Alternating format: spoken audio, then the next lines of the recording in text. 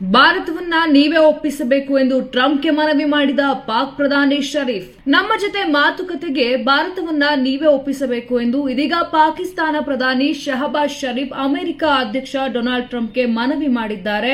ಈಗಾಗಲೇ ಭಾರತವು ಪಾಕಿಸ್ತಾನ ಭಯೋತ್ಪಾದನೆಗೆ ಸಹಕಾರ ನೀಡುವುದನ್ನ ಬಿಡುವವರೆಗೂ ಅವರೊಂದಿಗೆ ಬೇರೆ ಯಾವ ರೀತಿ ಮಾತುಕತೆಯೂ ಇಲ್ಲ, ಇನ್ನೇನಿದ್ರೂ ಪಾಕ್ ಆಕ್ರಮಿತ ಕಾಶ್ಮೀರದ ಬಗ್ಗೆ ಮಾತ್ರ ಮಾತನಾಡ್ತೇವೆ ಎಂದು ಹೇಳಿತ್ತು.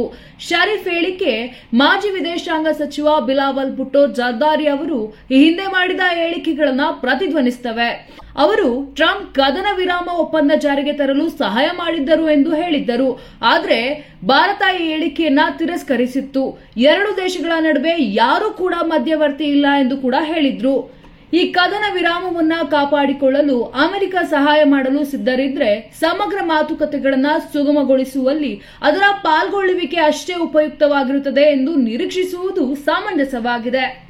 ಇನ್ನು ಭಾರತದ ವಿರುದ್ಧ ಪಾಕಿಸ್ತಾನ ಪ್ರಾಯೋಜಿಸುತ್ತಿರುವ ಭಯೋತ್ಪಾದನೆಯನ್ನ ಕೊನೆಗೊಳಿಸುವ ಬಗ್ಗೆ ಮತ್ತು ಆಕ್ರಮಿತ ಕಾಶ್ಮೀರದ ಭಾಗಗಳನ್ನು ಹಿಂದಿರುಗಿಸುವ ಬಗ್ಗೆ ಪಾಕಿಸ್ತಾನದೊಂದಿಗಿನ ಯಾವುದೇ ಮಾತುಕತೆ ನಡೆಯಲಿದೆ ಎಂದು ಭಾರತ ಈಗಾಗಲೇ ಹೇಳಿದೆ. ಪಾಕಿಸ್ತಾನವು ಭಯೋತ್ಪಾದನೆಯ ಬಲಿಪಶು ಎಂದು ಪದೇ ಪದೇ ಹೇಳಿಕೊಳ್ಳುವುದು ತರೂರು ಟೀಕಿಸಿದರು. ಇದು ಭಯೋತ್ಪಾದಕ ಜಾಲಗಳಿಗೆ ಆಶ್ರಯ ನೀಡುವುದನ್ನು ಮುಂದುವರೆಸುತ್ತಾ ಆರೋಪವನ್ನ ಬೇರೆಡೆಗೆ ತಿರುಗಿಸುವ ಪ್ರಯತ್ನವಾಗಿದೆ ಎಂದು ಕೂಡ ಹೇಳಿದ್ದಾರೆ.